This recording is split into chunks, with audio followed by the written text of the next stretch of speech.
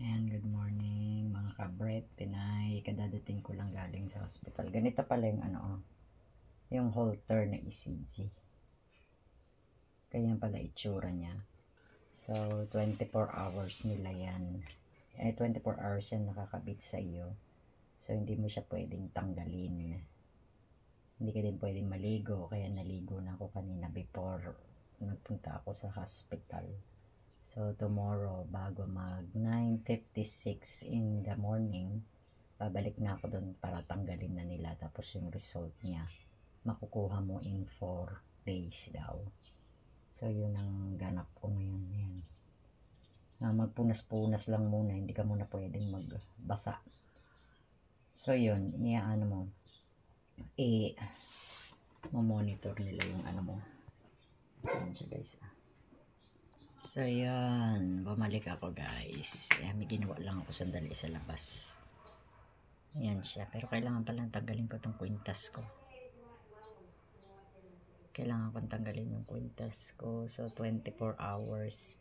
Binigyan nila ako ng ng parang diary.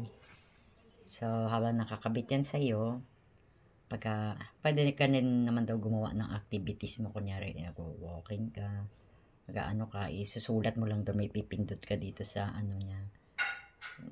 Pipindutin mo, kunyari nagpalpitate ka, pipindutin mo, tapos susulat mo kung anong oras. Kunyari nag-chest pain ka, pipindutin mo, tapos iano mo din kung anong oras. Yun lang naman.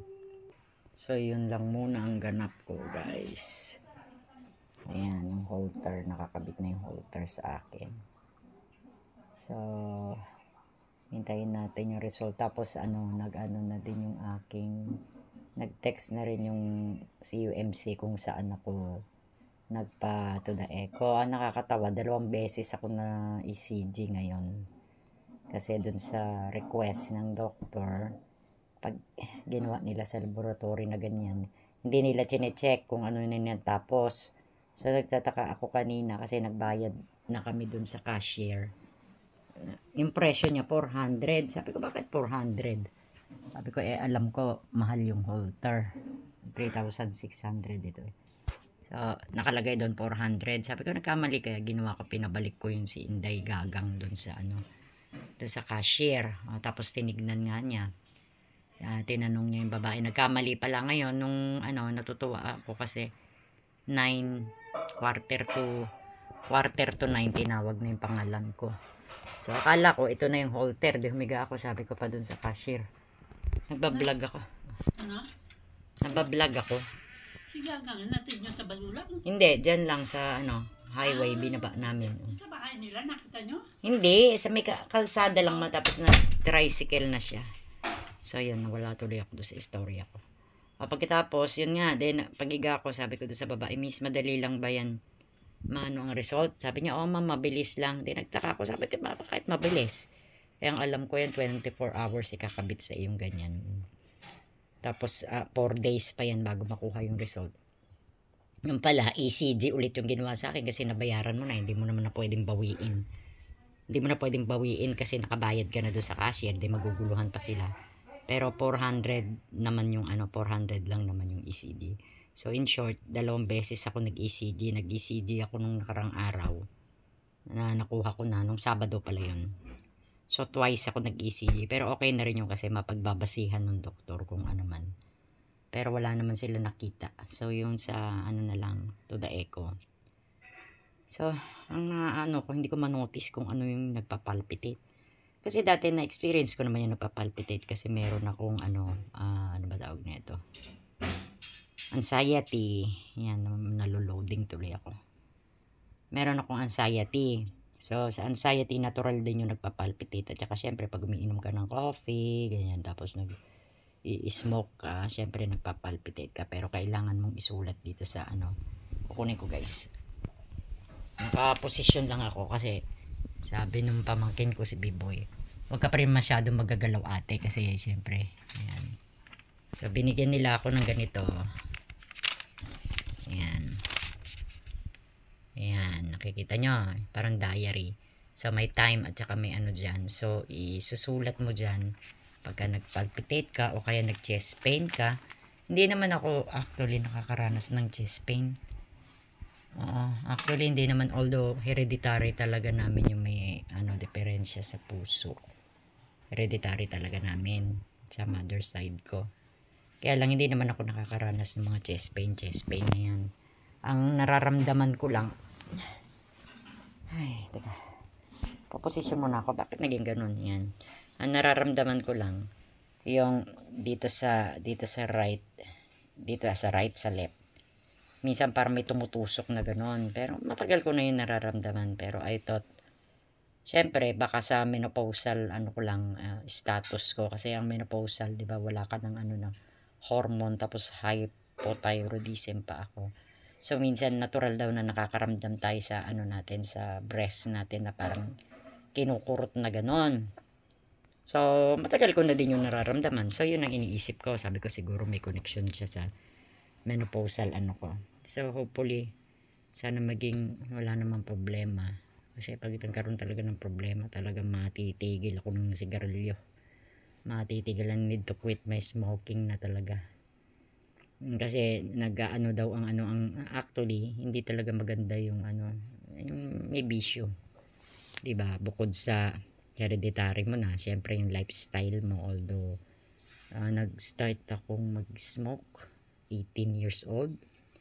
Pero na-try ko naman yan i-stop 3 beses. I try to stop it, quit the smoking for 3 times. 3 times na in a row. Pero naibabalik ko siya pag siyempre nai-stress ka, although sinasabi nila stress reliever daw siya, stress reliever nga siya, pero kung magbibigay din yan ng sakit sa atin balang araw. So totoo din yun kung hindi sa hereditary, lifestyle. So marami kaming hereditary namin. Una, ano ba tawag nun? Yung cancer sa blood, leukemia, meron sa mother side ko, leukemia. Sa father side ko naman lang cancer. O syempre nga naman, talaga, pag hereditary mo na tapos lifestyle mo ganun pa rin, totoo din naman na na nakakatakot. Pero naka-ready na ako, guys. Bumili ako ng maraming candy nung nagsimula nung nakulaps ako. Nagpabili na ako kay Reggie ng maraming candy. So bumubuelo lang ako. Sabi din ng kapatid ko, ate, hinto mo na yung paninigarilyo mo kung gusto mo pang humaba yung buhay mo, sabi niya. Humingi pa ako ng palugit. Sabi ko, pahingi naman ng palugit. Sabi ko kasi siguro possible pag nagawa na ito, 'di ba, bukas tatanggalin na nila ito. So mag-iintay pa ako ng 4 days para mabasa yung result. 4 days, ganun katagal dito sa Pilipinas, guys. Here in the Philippines, when you do the laboratory thing, yung mga ganyan, to the echo, katulad nitong, ano ba tawag dito? Daughter ba? Nililito ako. Ayan, ECG, na to, nalo-loading ako. So, you need to wait another 4 days again. So, 4 days, yung 4 days na yon, kailangan ko pa ng x-ray, chest x-ray. Actually, dapat meron pa akong x-ray dito sa balakang kasi nga diba natumba ako, nahulog ako. So, sabi ng doktor, pa x-ray tayo sa balakang mo, sabi niya. Nawala naman na yung sakit. Hindi naman siya masakit, guys, yung parang naigagalaw ko naman the day na yung bumagsak talaga ako. Naigagalaw ko naman right and left, paharap at likod, ganun. Wala naman ako nararamdaman na masakit. So parang ang naramdaman ko lang dito sa likod ko nung previous days, para siyang malamig. Malamig na para siyang may bix na hindi mo maintindihan kung ano. Siguro duda ko yung mga nerve. Siyempre mapayat ako, maliit yung katawan ko, tapos bumagsak ka nga naman ng patalikod, hindi ba ganyan, no? Siguro parang nalamog, parang nabugbog, yan siguro. Awa ng Diyos, wala na ngayon, nagagalaw ko naman, wala naman ako na-feel na masakit. So hindi ko na lang ipinagpatuloy yung x-ray para dito sa balakang at sa puwet kasi parang wala naman. Although naniniguro lang naman yung doktor, syempre gusto niya makita. Gusto lang niyang ma-sure na walang damage sa hips mo or sa puwet mo or sa awa ng Diyos, okay naman. Pero pinaka-sensitive part talaga yung sa ulo, guys. Buti na lang hindi talaga ako nahampas. Buti na lang hindi humampas yung ulo ko. So yun, yun ang ganap ko ngayon, araw na ito. So sana okay. Bukas, pagtanggal bukas, I need to wait for 4 days para sa result. Syempre tatawagan kami para malaman kung kailan yung result. Tapos pag nakuha ko na yan, dadaanan ko na lang yung aking to the echo dun sa CUMC. Magkalayo kasi hospital guys. Kasi dun ako unang inutusan ng doktor, dun sa CUMC, Capital University ganito Medical Center dito sa Cagayan de Oro. Kaya lang, pagdating ko doon, yung ganito nila na Holter, schedule pa. Actually, yung schedule niya is March 10. So sabi ko, Diyos ko, March 10, ang tagal pa nang bibilangin mo kung kailangan mo na resitahan ka na ng doktor ng gamot mo. So kailangan mo pang intayin. So hindi ka naman nila pwedeng resitahan na hindi pa nila nakikita. Hindi pa nila nakikita yung laboratories mo. So iniintay. Ang masama nun, yung pag-iintay mo kung ilang araw bago mo makuha yung mga laboratories na kailangan gawin sa iyo. So yun ang nangyari guys. So possible, mga 12, 13, or 14, makukomplete ko na yan kasi makukuha ko na din yung result nitong Holter na ito. Ready naman na isa, di ba? Yung ready na into the echo. Ito na lang Holter na 4 days and then I need to do the x-ray. Pag lumabas na yan, babalik na ako doon sa aking doktor sa cardiologist kasi para makita na nila, mababasa na nila itong Holter. Ito kasing Holter, sabi nila guys, ang ano daw nito, yung tinitingnan niya yung beat ng heart mo 24 hours. So, within 24 hours, nakikita niya kung sa gabi ba, kung bumabagal ba yung beat ng heart mo, kung nagpapalpitate ka ba, kung maka-experience ka ng chest pain. So, kailangan mo siyang i-record kasi isa din yun sa babasahin nila. So, dun pa lang, makikita ng doktor yung initial, yung talagang findings talaga sa akin kung bakit ako nag-collapse. So, sabi naman ng doktor ko, paliwanag naman sa akin ng doktor ko, nakita na natin yung ano mo, yung sa heart mo, kung may problema ba o wala. Kung walang problema, yung goiter mo, thyroid, kasi okay naman daw yung thyroid ko, hindi daw yun ang cause ng aking collapse. So, mag-focus tayo sa cardiologist. So, pag may nakita nilang may something wrong sa heart mo, ganito, ganun na yun ang cause ng iyong pagkukulapse, bay, syempre, magagamot tayo. So, bibigyan tayo ng doktor ng gamot. Syempre, para kung anong paman, pero wag naman sana. Yung para sa heart. Although, hereditary naman talaga din namin. At saka, ang nakakatakot kasi yun, guys. Din, actually, napapanood ko din. So, yung mga may bisyo, nag-i-smoke prone talaga kami sa heart disease. At the same time, hereditary namin. At saka yung sinasabi ng kapatid ko, yung nangyari sa may mga celebrity, di ba, na namatay na ano ba, aneurysm. So, nakukuha mo din daw yan sa pag-i-smoke, sabing ganyan. So, siyempre may edad na tayo, tama din naman. Kaya nga ako nagsisisi din naman ako bakit ako natuto niyan natuto niyang bisyo. Pero may mga iba naman na tao na kahit naman walang bisyo, pag talagang tinamaan ka, tatamaan ka. At saka isa pa guys, ano ba to? Ang organ nga daw natin ay tumatanda din. Kung tumatanda tayo, syempre tumatanda din. Kahit na may bisyo ka pa, wala ka mang bisyo. Pag tumanda ka, lumalabas lahat yung sakit, hindi ba? So far, clear naman ako sa blood. Na-check na yung aking blood test. Natignan na ang aking thyroid problem. So, nag-adjust lang ang doktor ng medication ko. Ibinaba lang niya. So, ito na lang ang tinitignan, cardiologist. So, pag okay naman itong cardio ko at wala naman akong problema, which is normal lang naman kunyari, in 4 days, malalaman na namin at mababasa na yun ng doktor. So, possible lang sabi sa akin ng doktor yung aking hypothyroid. Hindi hypothyroid, sorry. Mali ako, naloloading na naman ako. Yung ano guys, menopausal status. Ang menopausal status kasi prone daw yan sa naghihilo, dizziness, yung mga ganyan, painting ang tawag nung nagkukulaps, hindi ba? Although meron nga rin kami lahi na syncope. Kasi 4 of my relatives got syncope. So, we don't know yet kung ano ang final na diagnosis sa akin. Ganun talaga guys, pagka nagpapa-general check-up tayo, pag nagpa-general check-up tayo, lahat kukunan, dugo, puso, baga, lahat yan, kidney, lahat. Pero, pag may nakita silang something wrong, syempre, ida-direct ka nila sa espesyalista. Kunyari katulad ko, thyroid, syempre, pumunta ako sa endocrine, so okay naman. Ngayon, ito na namang heart. So, hopefully, sana maging okay siya. Pag naging okay na siya, Ibig sabihin, iisa lang yung ano ko pagka menopausal status ko. So, nabanggit din sa akin ng endocrinologist ko, in case na ganun, sabi niya, bakit hindi mo ibalik yung hormone replacement na ininom mo? Yung Tibulon. Uminom kasi ako dati ng Tibulon good for 5 years. So, binigay sa akin yun ng doktor ko nung after ako ng total hysterectomy. So, after the total hysterectomy, in a few months, naka-feel ako ng something wrong. Kasi nga, diba, menopause na ako. Parang ganyan. So, pinainom ako noon ng 5 years. At sabi ng doktor sa akin, hanggang 5 years lang yon. Kasi yung iba daw noon, pag nagte-take daw, umiinom daw noon ng marami, minsan may mga side effects din yung gamot na iniinom natin. So, pwede kang magkaroon ng breast cancer.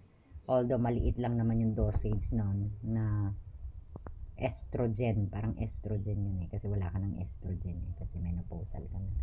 So, ang ano nun sa akin, ang naka-trigger nun is hypothyroid ako. Tapos wala na akong low estrogen ako kasi nga menopausal.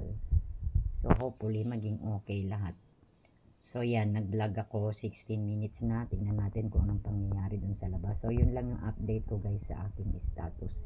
Tinanggal ko muna yung ano ko. Quintas. Yan, si Gaga. Si Gaga ko yan. Yung pusa ko na namatay. Na in-order ko. Diba maganda? Tinanggal ko muna guys. Sabi ko tatabi ko muna siya dito sa gilid. Kasi baka mabuhol siya dito sa halter ko. Diba? Magka-problema pa o masabit o ano. So yun, hindi ako pwede maligo hanggang bukas. At least naligo ako kanina. So punas-punas na lang muna ako ngayon. Kasi siyempre nanggaling tayo sa hospital. Kailangan natin magpunas-punas. Punas lang ako ng kamay dito at saka dito sa mukha. So lalabas ako. Dahan-dahan tuloy ako. Naka-ready lang yung papel kung ano man yung mapipil ko.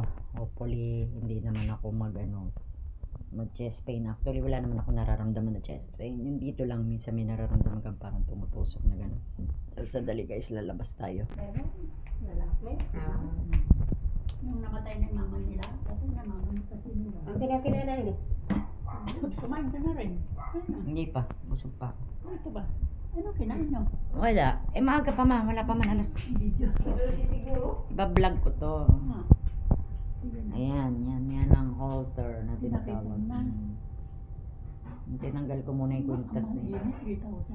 3,600. Alam mo? Ano ba yun sa akin? Yung sa akin? Tuda Eco. Mas mahal pa to sa Tuda Eco. 2,000 yun sa akin, no? Mas mahal pa to sa Tuda Eco. Natapos na ako sa Tuda Eco. Nag-text na rin sa akin, nandun na daw yung result. Kaya lang, tsaka ko na... kailan yung mga result mo isasalmi? Papabasa? Hindi, pag dinaanan ko na yung result ng Tuda Eco, kinuha mo na? hindi ko pa kinuha nga. Isa lang pinuntahan Dinaanan mo namin. na? Pagka lumabas na yung result nito, alis kami bukas, di ba? Tatanggalin Sa ito. hospital doon din? Si UMC nga, malayo eh. Pupuntahan mo pa sa Ay, oo. Tsaka yung today echo mo, saan? si UMC. Doon pa rin. Lahat ng lab mo doon. Isa na lang. Yung iba doon, natapos na yung blood test. Saan ko ba ginawa yung blood test? So, blood test doon sa CMC. Tapos yun, pag nakuha ko na sila lahat, pwedeng bukas, pwedeng sa isang araw o kaya sa sa pagkuha ko na ng result nito kasi 4 days pa. Yung kamote mo ha. Hintayin ko. Huwag mong kakalimutan ha. Yan, sumasakit ulo. Hindi naman sumasakit yung ulo ko. Dito lang. Diyos ko. Maghahanap muna ako ng kakainin, guys.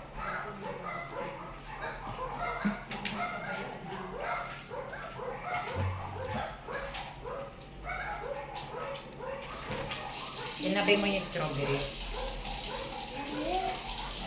Lalaki ng strawberry.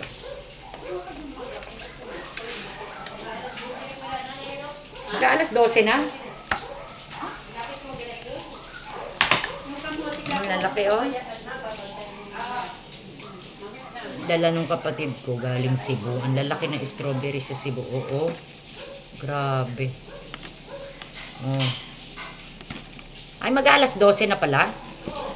Kakain na nga din ako para diretso pa niya. So, kakainin ko itong maliit-liit ng konti.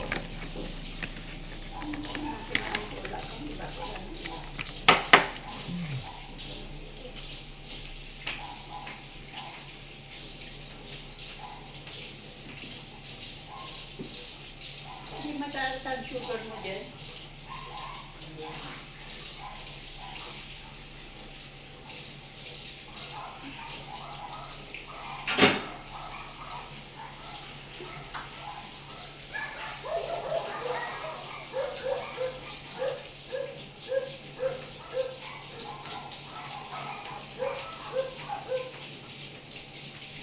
Nagasan ko siya.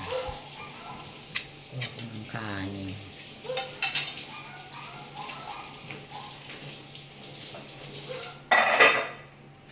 At hindi tawag ka ba na siya? Ngayon, itong ano na to, 4 na araw. Pag natagal na to bukas, maghintay ako ng 4 na araw bago nito ang result. 4 na araw pa? Oo, kasi isa lang daw bumabasa doon. Isa lang daw bumabasa. Ang dami, alam mo ba, ang dami nagpapacheck up Doon? sa heart. Ibig sabihin yung mga tao maraming may problema sa Kahit puso. mga bata-bata pa, no? Hindi lang matatanda. Ano kaya isda ito? Kahit Isda. bata pa, di ba? Hmm. Hindi, ang dahil kukunin ko dito, ha? Huwag lang tayo masyado sa kanin. Sa kanin buwan. Kanin natin puti eh.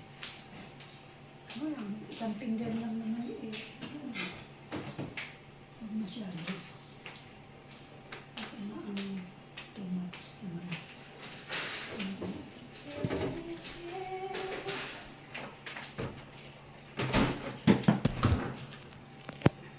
Ano, kumakain ako. Okay, natutulog lang. Kakamay. Mama umakyat. May daladalang marami. Sabi ko, out of balance ka ako. Phobia na talaga ako doon sa natutumba kasi nangyari na sa akin. So, yan ang ulam namin. Fish. Tapos may manok. Yan. Kakamay. Eating using my hands.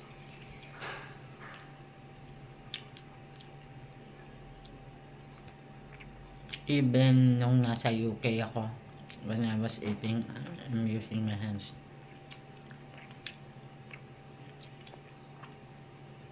That is what we are, Filipino, sabi nila. Mas marami ka kasi makakain pagka nagkakamay. Diba? Hindi, papahinga, tutulog. Hindi naman sinabi nung nurse na bawal maggagalaw.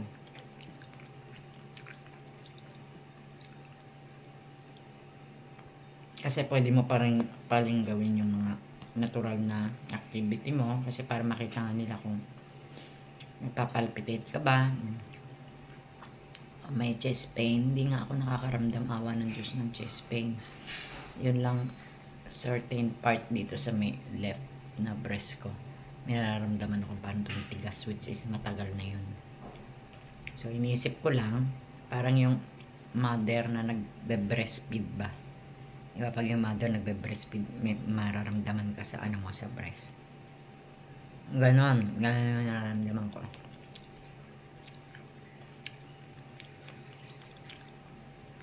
Kain tayo. May manok.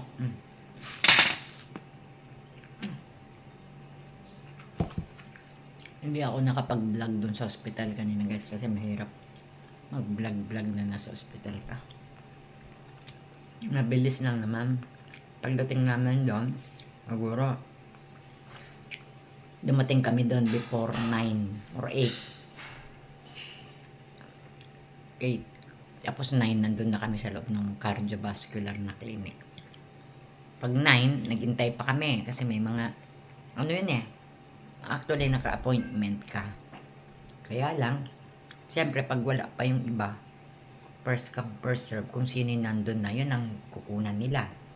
So iniisip ko sabi ko sige mabilis na to kasi siyempre biglang nagdatingan yung mga dating nakalista din na nakaschedule din nakasabay ko.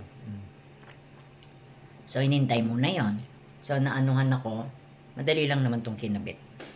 Parang 9 magte-10 na rin, mabilis lang. Parang mabilis lang kinabit. Pero bakit nung inurasan ng babae sabi niya 9:56 daw niya ikinabit. So bukas 9:56 din tatanggalin. Parang gano'n. 9:56. Sandali lang guys ah. So tapos na akong kumain. Kakain tayo na apple tuloy. Strawberry. Ang lalaki na strawberry oh.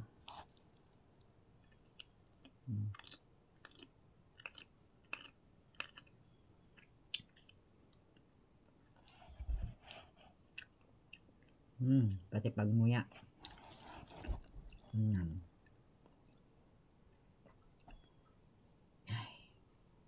Sabi nila yung may sakit daw sa puso. Sabi ng tita ko, nag-chest pain. Hindi ko naman naranasan pa yung nag-chest pain ako.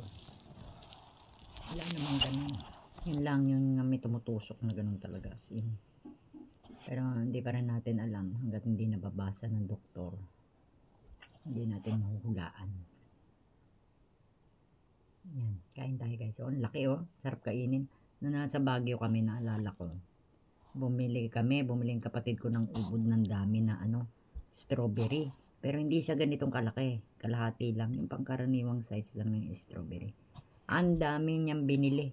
Ang mahal-mahal pa naman. Parang 400, 500, 600 o hanggang 800. Less than 1,000 yung halaga ng 1 kilo na strawberry. Nasa Pangasinan pa lang kami. So, nag-travel pa lang kami from Baguio. Parang hapon namin binili. Then, hapon hanggang sa kinabukasan. Pagising namin sa umaga, nag-molds na yung strawberry. Hindi ito, yung nandun kami sa Baguio. E de, dumaan kami ng Pangasinan. Siguro nag-travel kami ng mga 2 hours or 3 hours. Dinaanan namin yung mga pinsan namin sa Pangasinan.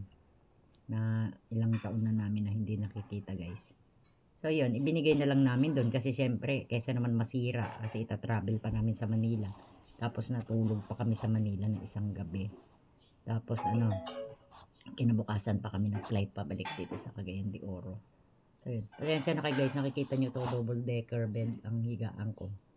Ito binili ni mama, ito mahal to, 16K at ang bili niya. Matibay siya na klase. Tapos dito, may nahahatak siya din sa baba na nagiging bed. So yun ang bed ni Kelly. Si Kelly yung Pomeranian dog, yun ang kasama ko matulog magmula nung namatay yung pusa ko na si Gaga. Pinakikiramdaman ko tuloy kung nagpa-palpitate pa ako. Hindi ko ma-distinguish yung palpitate tuloy. I mean, nakalimutan ko na ba? Kasi hindi naman, kasi syempre natural pag nag-move ka, naglakad ka, hindi syempre lalakas yung tibok ng heart mo, hindi ba? Pero, iba kasi yung palpitation, hindi ko naman mahawakan dito. Paano ko malalaman? Pupulso na lang ako.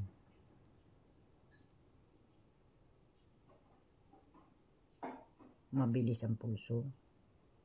Yung napanood ko kagabi sa YouTube. Pag magpupulso daw tayo, magpa-pulse 60 to 100 in 1 minute. So parang ganun, mamaya magta-timer ako, titingnan ko. So anyway, thank you mga friends ko na nagtatanong kung kamusta ako. Okay naman ako. Ayan, so far nakakabit ang eto sa akin. Lagi ko nakakalimutan yung pangalan, halter pala. ECG na halter nakakabit sa akin to within 24 hours. So bukas mag-vlog ulit ako pagpunta namin doon sa ospital, sa pagtanggal at saka sa pag-uwi. So thank you guys, thank you boy. Kawawaan mo yung pamangkin ko, hinatid ako, sinamahan ako doon. Bukas, isang balik na lang bukas. Tapos after 4 days ko nakukunin yung result. Baka si Manong Roger naman ang kasama ko. Minsan kasi guys, may kasama talaga ako pagka naglalakad ako. Kasi sabi ng doktor sa akin, hanggat hindi daw niya nakikita yung buong result ng laboratories ko at yung findings ng aking sakit, kung ano man ang makita niya, hindi daw po pwedeng wala akong companion or kasama. Kasi anytime, kung lumabas man na, kasi itong test na to na ginagawa nila at saka yung to the echo, makikita nila kung may syncope ka. Yung syncope, yung sudden unconscious, nagaganon. So yun ang sabi sa akin ng doktor, hindi ka pwedeng lumakad na ikaw lang mag-isa hanggat hindi ko nakikita yung mga result at anuhan kita ng findings talaga kung ano yung sakit mo, kasi hindi mo alam kung kailan yung susunod na episode, kung syncope man yan. Kasi ang syncope yata parang heart related din yun eh. Nagko-collapse, unconscious ka. Ang nakakatakot sa syncope guys, pag nag-collapse ka, baka ma-bump mo yung head mo or ma-injured ka. So, kailangan talaga may kasama ka. Yun. So, minsan tuloy nagkaroon na naman tuloy ako ng phobia na dagdagan na naman kinatatakutan ko imbis na may general anxiety kasi ako din eh. So, imbis na yung aso, kidlat, gagamba, ano pa man, taxi, yung kinatatakutan ko. Taxi kasi pag mabilis yung magpatakbo. Nadagdagan na naman tuloy ng yung pag-collapse ko. So, ngayon, every now and then na maglalakad ako, slowly na talaga. Kasi yun yung sabi sa akin ng doktor. Slowly talaga, ma'am. Lalo na sa mga slippery. Dito sa side ko dito. Siguro nga yung muscles, minsan pag nakagayan ako, parang may gumaganon. Kasi gawa nga nung pagbagsak mo nang hindi mo unconscious ka.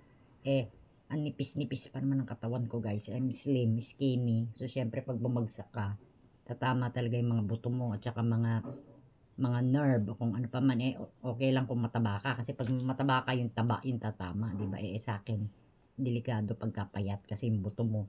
Buti na lang talaga hindi tinamaan yung spinal ko kaya balakang kasi once na tamaan talaga, na hit talaga yung hips mo. Diyos ko, baldado siguro ako. Oh my God, ayoko naman maging baldado.